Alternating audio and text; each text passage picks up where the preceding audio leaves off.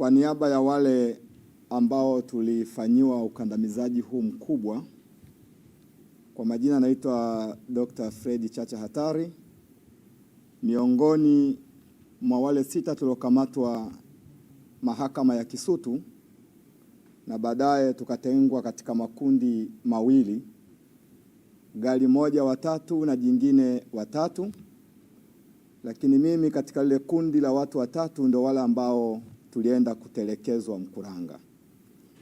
Historia ya kukamatwa kwetu ilikuwa ni ya majaribu makubwa na ni ndefu kidogo, lakini nizungumze matukio matatu ambayo yamesikitisha katika ukamatwaji huu, ambapo mimi binafsi naona sio ukamatwaji bali ulikuwa ni utekwaji.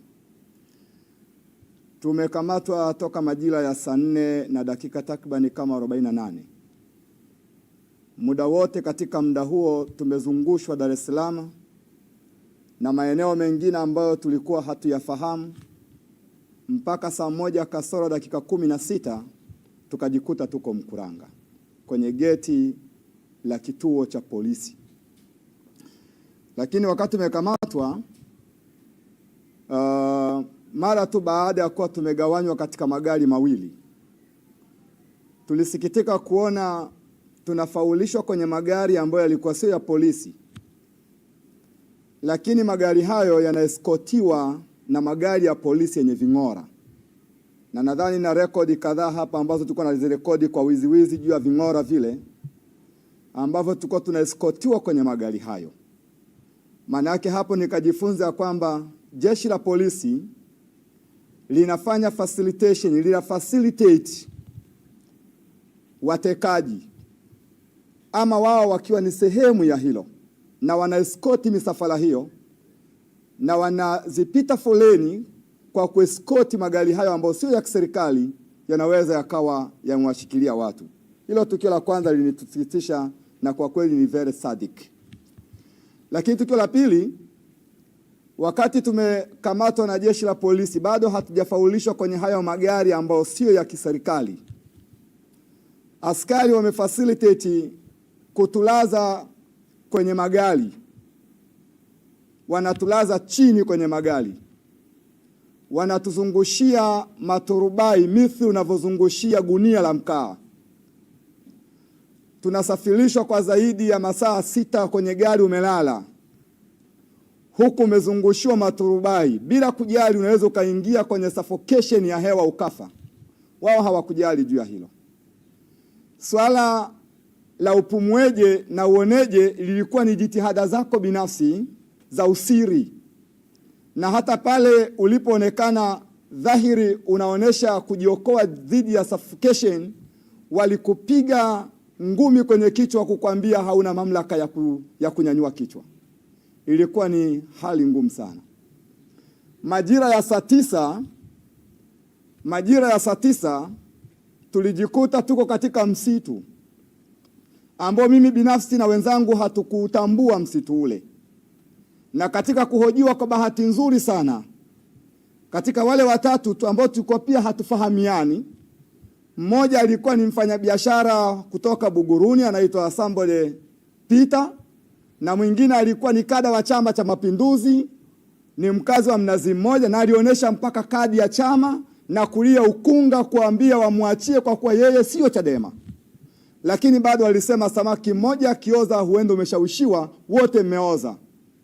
Katika msitu ule ambao kulikuwa na bwawa dogo lenye mtaro, bila shaka linapokea maji taka kutoka kwenye viwanda, askari wale wakiwa na silaha wakatwambia, kwa kuwa mnampinga mama ambaye anawaleteeni maji safi na salama ya kunywa, basi leo mtakunywa maji ya sumu mfe, ili mjute kwa nini mnapinga anayewaleteeni maji safi na salama.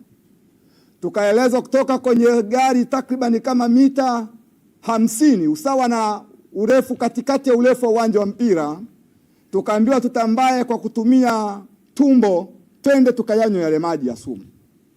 Laiti kama ingelikuwa wala askari katika mazungumzo yao kuonesha kule walikokuwa wanaelekeza kutupeleka, walikuwa wanapita kama chimbo la pili, kwamba gari lao lilikuwa halina mafuta ya kuweza kufika huko, na hatimaye kuamuru tuondolewe pale tupelekwe chimbo moja, huenda tulikuwa tunapelekwa kwenye chimbo ambalo leo tusingelikuwa kwenye media tunazungumza. Inawezekana kabisa. Baada ya pale, kabla hatujafikia yale maji, wakatuondoa haraka tupande kwenye magari na kisha tuondoke. Na kweli tukawa tumeondoka, tukatembea kwa takriban lisali moja, tukafika mahala tukakaa. Tumekaa pale zaidi ya nusu saa zima bila kujua uelekeo. Wakawatoa wenzangu wawili kwenye gari tulikuwa tumepelekwa, nilikuwa nimebaki mmoja.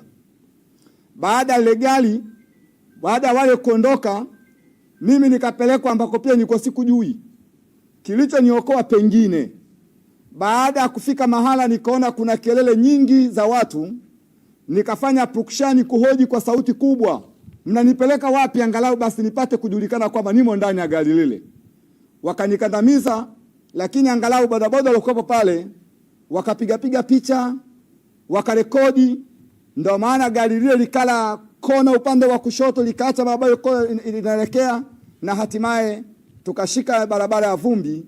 Dakika 2 mbele nikajikuta natelekezwa kwenye lango la beria ya kituo cha polisi ambacho sikujua ni kituo kipi.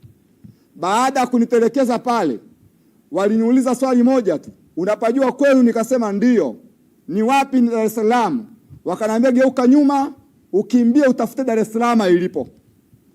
Hapo ndipo nilipopata uchochoro wa kurudi na kukimbia. Mbele mita kadhaa nikakutana na bodaboda. Nikamuuliza hapa ni wapi? Akanambia hapa ni Mkuranga. Hii barabara nitokako ni wapi? Akanambia hapo kuna kituo cha polisi. Kwa ujasiri mkubwa, Mheshimiwa kama mwenyekiti, nirudi kwa kunyata, nikaenda nikapiga picha eneo lile la kituo cha polisi. Na baada ya hapo, ili nisipate kuonekana kwa wivu wa uoga nilikuwa nimekwisha kuingiwa, nikalazimika tena kukimbia. Ndio maana picha hizo za kituo cha polisi ninazo.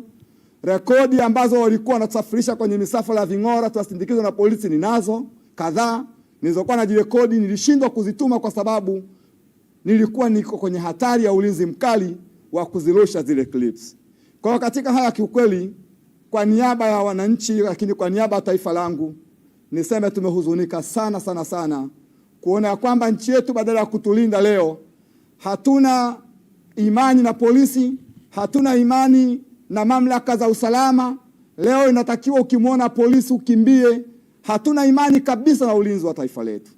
Hali hii ni mbaya sana. Na kwa kweli sio mara ya kwanza kukamatwa na polisi, lakini ukamatwaji wa juzi ulikuwa ni ukamatwaji wa aina nyingine ya kipekee ambao nachelea kusema, nadhani ulikuwa na makusudi ya kutoa roho yangu na kutoa roho za watu wengine. Baada ya kuyasema hayo, ni laani sana vitendo hivyo, niungane na chama changu kulaani, lakini niseme yote yaliyotokea hayajanivunja moyo hata kidogo. Badala yake nasema wameendelea kunipaza, lakini kunipatia hamu kubwa na shauku ya kupigania haki za taifa hili, na nitaendelea kulipigania na wala sitokoma. Asanteni sana kwa kunisikiliza.